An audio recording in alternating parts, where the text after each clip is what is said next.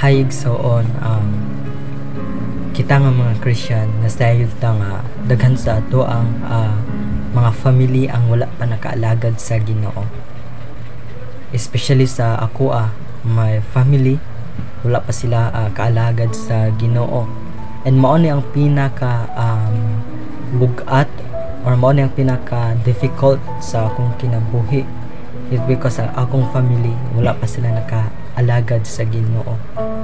And nasayod ko nga ikaw pod nga nakakita na ining video, isa ka nga Christian nga nakay family wala pa nakaalagad sa Ginoo, and mo na yung pinakalisod sa atong kinabuhi as a Christian. It because nahati ta, no, nangalagad ta sa Ginoo, nakaila ta sa Ginoo, nag-serve ta sa Ginoo, but ang atong family wala sila nakalagad sa Ginoo, and gusto nato sila i-ministry but gadaw ta syempre pamilya nato sila, hadlok ta mag-ingon sa ilaha nga magsimpata nga na hadlok ta mag encourage sa ilaha, it because sila pinakataas nga autoridad sa atong kinabuhi, and mao na ang pinakalisod sa ato ang mga Christian.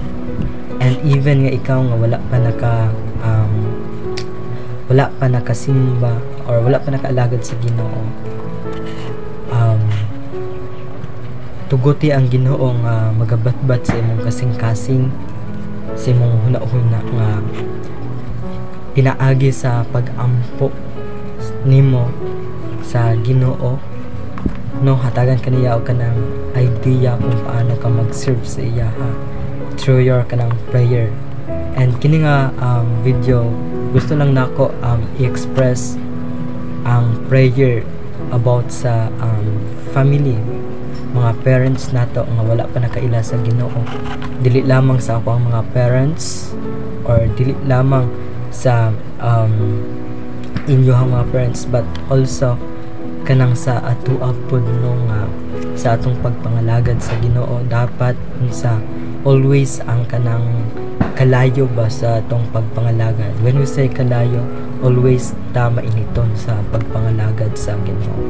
And kini nga prayer gina-focus nato about sa atong pamilya nga wala pa nakaila sa Ginoo, nga although maglisod man ta kanang encourage sa ilaha, but naagi sa atong pag-ampo nasayod ta nga ang Ginoo magahatag sa ato og kanang guidance, nasayod ta nga ang Ginoo magalihok, maga-work sa ilaha nga kinabuhi na ma-realize nila kung unsa jud ang kalipay nga mga lagad diha sa Ginoo. Let us pray. Sabayan lang ko ninyo sa pag-ampo, i-extend ang inyong prayers sa inyong family and even sa inyong kinabuhi.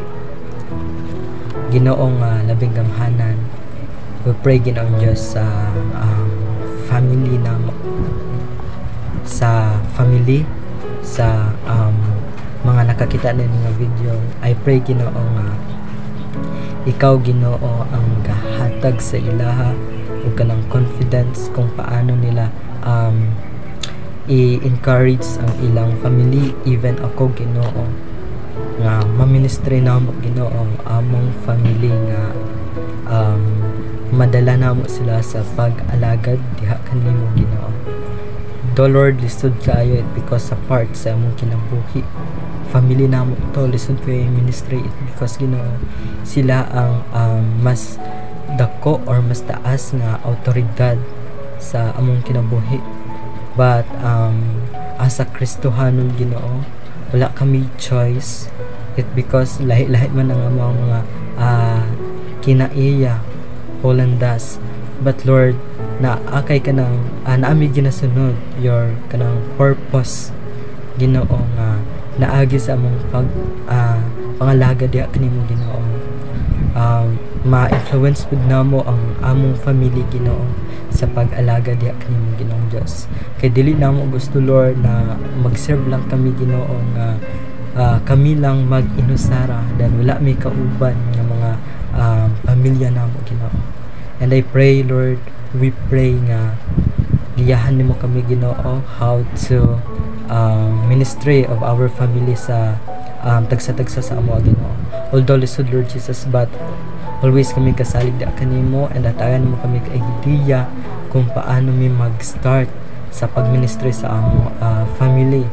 And especially Lord Jesus, remind ang among family Ginoo right now, hikapa Ginoo ang ilang kasing-kasing huna-huna Ginoong Dios na kini nga among pag-ampo Lord Jesus, na adunay mahimong lunas Ginoo sa ilang heart, nga ma-extend kini Ginoo sa ilaha pinaagi Ginoo sa imong Holy Spirit na kanunay magagiya sa ilaha Ginoo.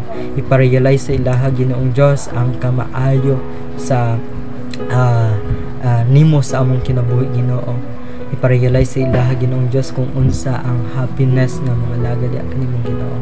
Lord, just struggle ang mga anak nimo, ang mga Christian nga mga believer, nga kung paano mag-ministry sa family. It because Lord Jesus, daghan sa amua Ginoo ang nangalagad ang mga kabataan, but ang parents wala nangalagad.